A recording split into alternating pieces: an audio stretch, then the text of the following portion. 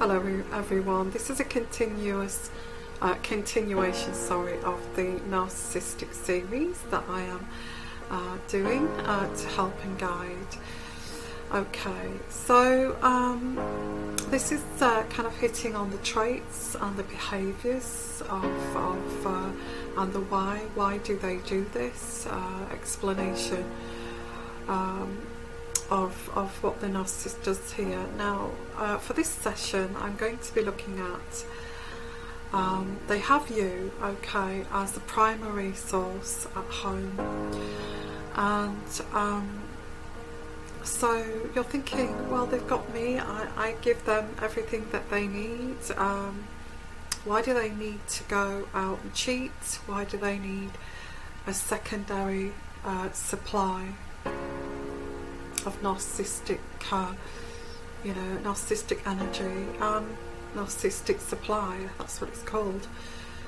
Why do they need a secondary or a harem of people to give them this supply, this energy that they feed from? Well, we have to remember that narcissists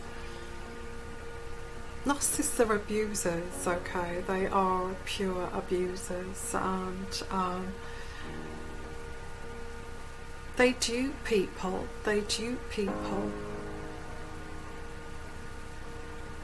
By pretending to be somebody else. That's what they do.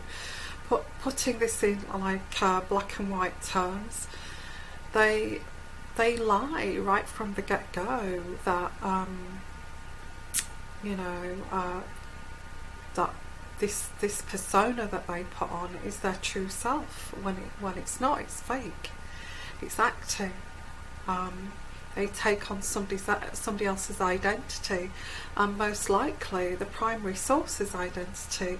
They've stolen that. They've stolen the identity of the primary source that they now have got at home as a pet, and kind of drawing energy from that source, from that primary source. But eventually the primary source kind of wake up to this, and it's like, hang on a minute, I am here, and I am just an object, and I am just a vessel for you to take from, and to rage at, and to abuse, and to put down, and start to put down my my identity, and try to destroy me. So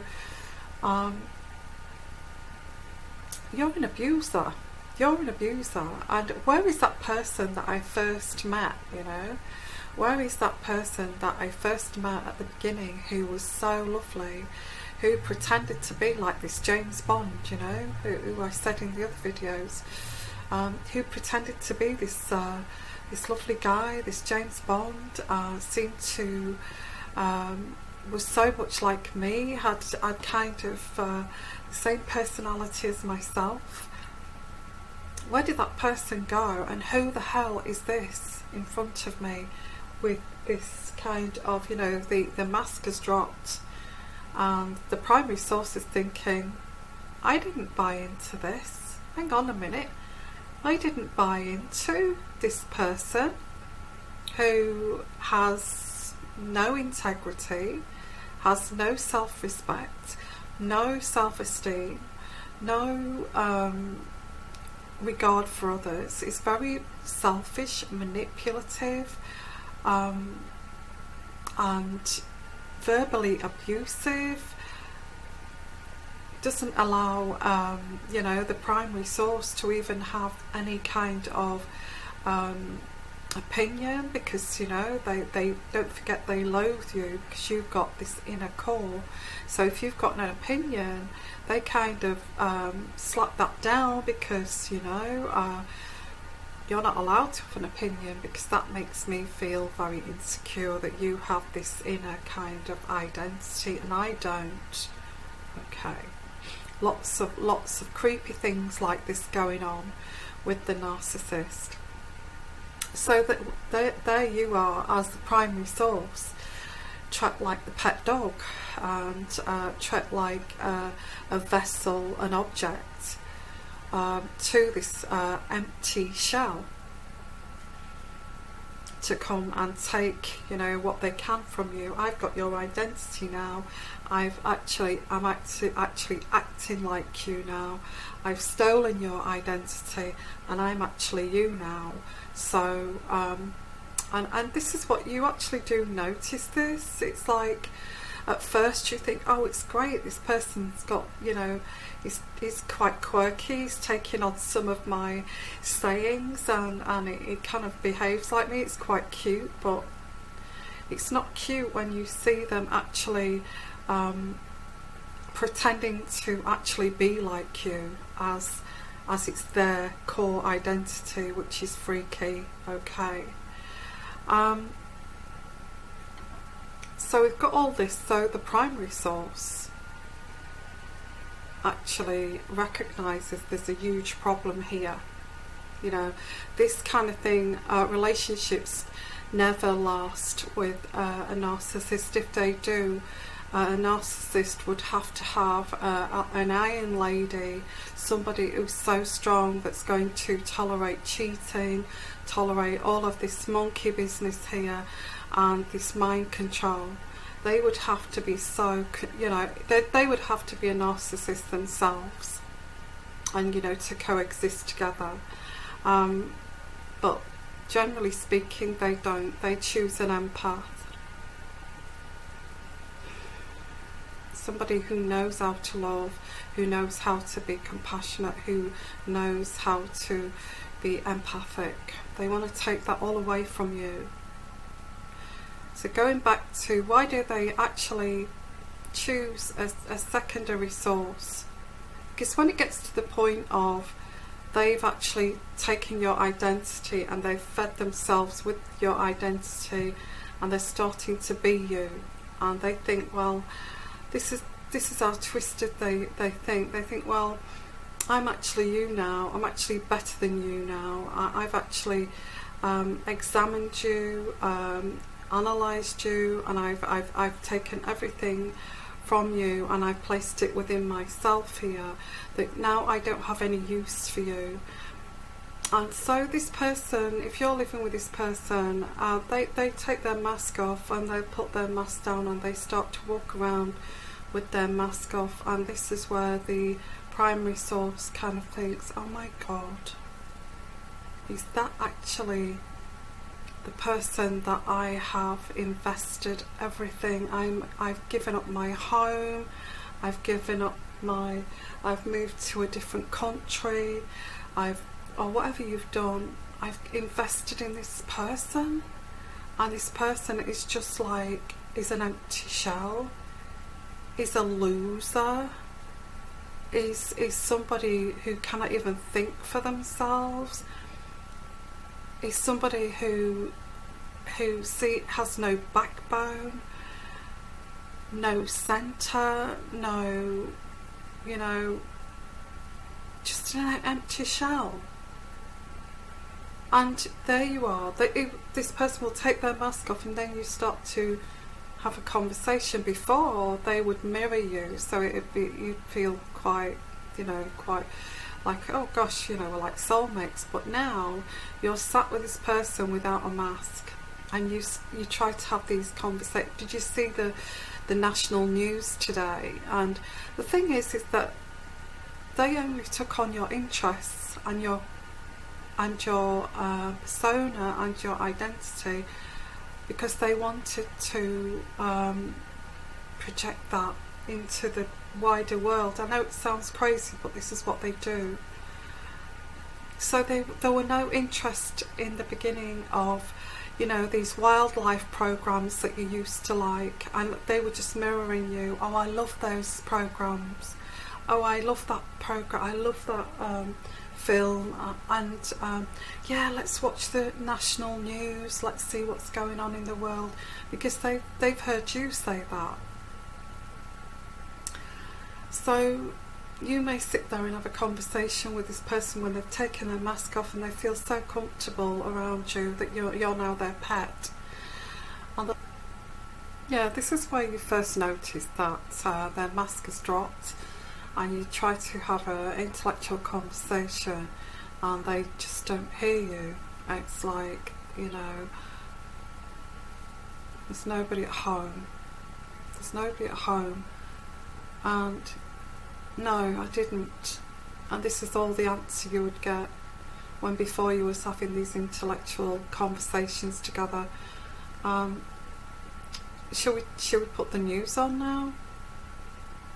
Well, actually, I was watching that program there, which is something that you would never like. It would be something very childish, something like a teenager would watch, and you'd think, well, watching this, it's for kids, and you'll say that like, what, we're watching this, it's a children's program, or something that would be for like 14-year-olds, and you say, I don't, you know, I'm watching this when the news is on, I don't want to miss the news, can we watch the news? And that's where they get intolerant, and this is where the abuse starts, you know. And then it's like, I don't ever get to watch any program that I want to watch, and we, you know, and this is where they actually resent who you are. They start to resent and hate your identity, because they hate having to wear that mask every day, and they hate having to steal your identity. They're bored of having to study you and study everything that you like and everything that makes you the person that you are. So this is where they start the abusive cycle, you know, the rages, and the mask, you know, drops off, and I will go into narcissistic rage in another episode, but you know, it kind of bubbles to the surface where they cannot keep this facade going, and you feel it that they're actually getting really touchy and peed off with everything. And then it becomes like very abusive towards you. Nothing you can do is right. You know, everything's your fault. And actually, they don't even talk to you, because they get so exhausted with having to put on this pretense with you, and pretend to be something they're not actually pretending to be you, to actually have a relationship with you. Just to show that to everybody else that they're normal, and when they start to feel comfortable with you, they start with this narcissistic cycle of abuse. Okay, so that's why you start to realise, okay, who the hell is this person I am with? Because I certainly wasn't this person a few months ago. Okay, so it actually comes quite overbearing to deal with. You know, you're questioning this person, you know, don't you, and you'll say like, don't speak to me like that, like I'm some kind of, you know, piece of dirt. I'm not having you speak to me like that.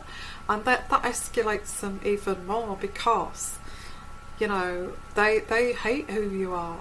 They hate who you are. And if you are trying to protect who you are by sticking up for yourself, they hate that even more. And then it becomes like they rage and rage and rage at you. You know, oh, you Miss Perfect, who the hell do you think you are? You think you're so good, don't you? And, you know, if you don't stop, I will beat you up, and all of this. And you're thinking, you know, it's like, it's unbelievable and it's unbearable, and they realise this, that you find this unbearable. You find their true, you know, their true self, not their fake self, you find their true self totally unbearable and totally sickening. They can see it on your face that you find them totally sickening to be with. And actually it even it causes like a scar, because, you know, they all already know that they loathe themselves, but to get somebody who they you know, they thought they'd take their mask off to then loathe them and can't bear to be with them. It kind of causes a narcissistic injury. So I will go into those things in another. So anyway, we're going towards this, like, why this starts with the setting somebody else's secondary supply, because they know you're not going to stick around for this for that much longer, because you've seen the true self here. So when they've got you as a pet, a vessel, and then they start to discard you, and they're looking for this secondary person here, because you're not going to. Their behaviour is overbearing to you, so and they start to get restless because they want to be. I don't know what they want to be, but they want to feel special. They want to, you know, dupe somebody again.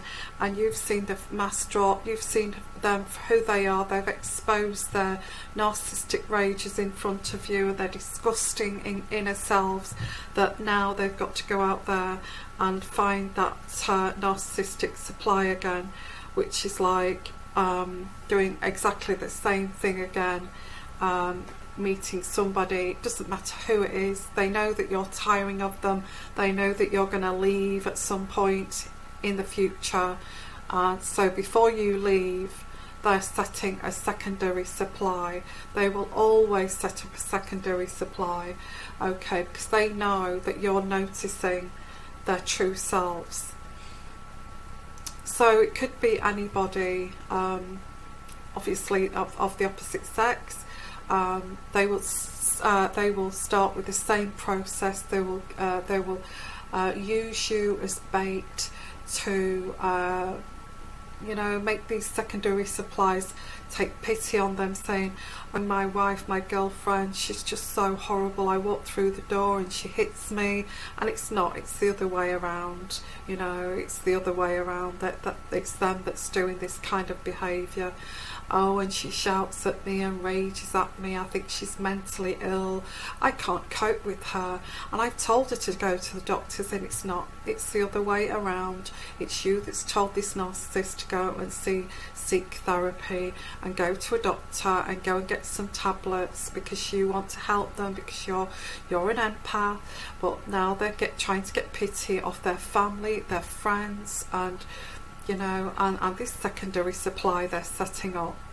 So they're sitting down, telling them all the problems, and acting and mirroring them too, and mirroring them, and being so lovely, and also the secondary supply thinks, "Oh God, he is just my soulmate," you know, exactly the way you felt when you met this person. God, this person's my soulmate, and this woman's not appreciating him, and maybe this is a match made in heaven, and maybe this wife of his is wrong choice, you know, the wrong fit. So maybe I should, you know. So that's where the secondary supply.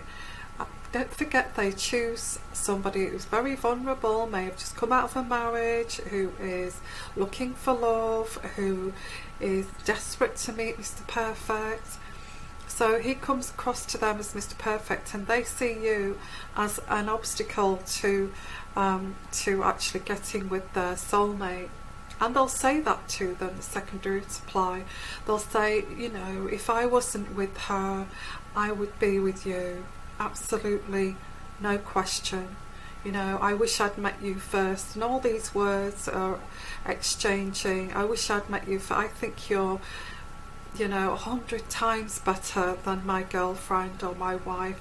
You're just amazing. If only I had have met you."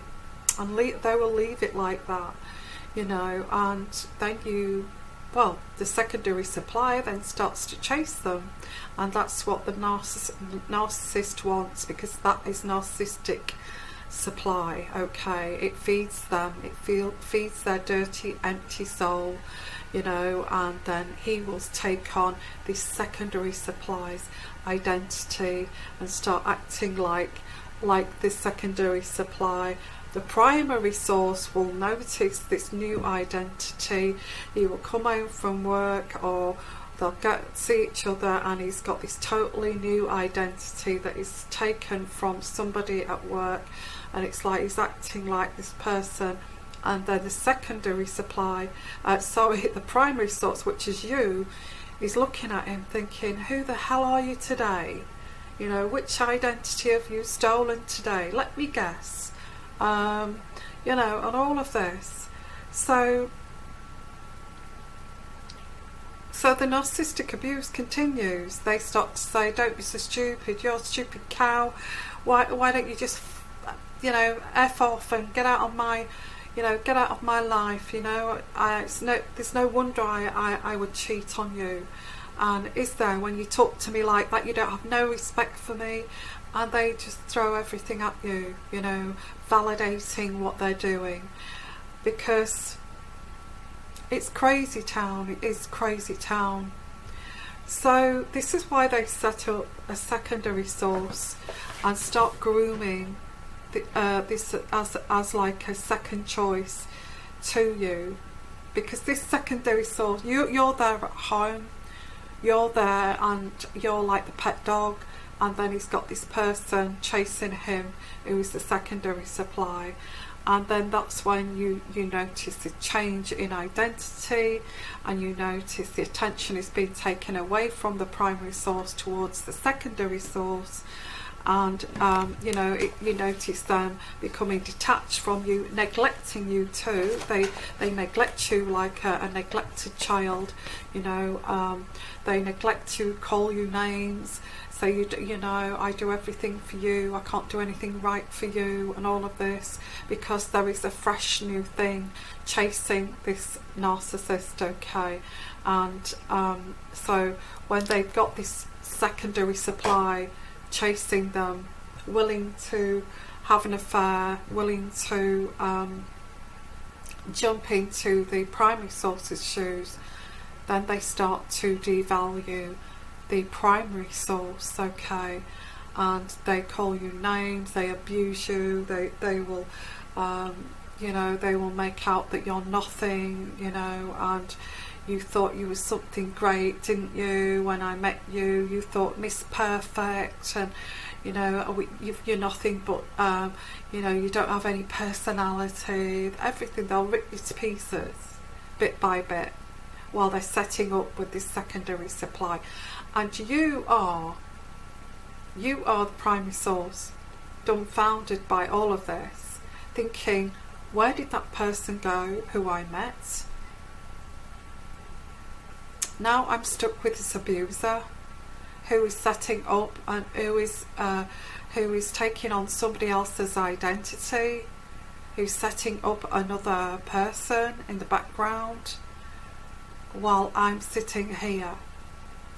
Now for some of you, you may not be able to get out of this situation. You may be stuck in this situation with children. For God forbid, if you've had a child with somebody like this, or you could be you know, financially you cannot move out of this situation because, you know, you may have given up a lot of everything to be with this person because you thought, like the secondary supply, that this person was your soulmate, and it turns out that not at all, okay? So here we are, stuck with an abuser, and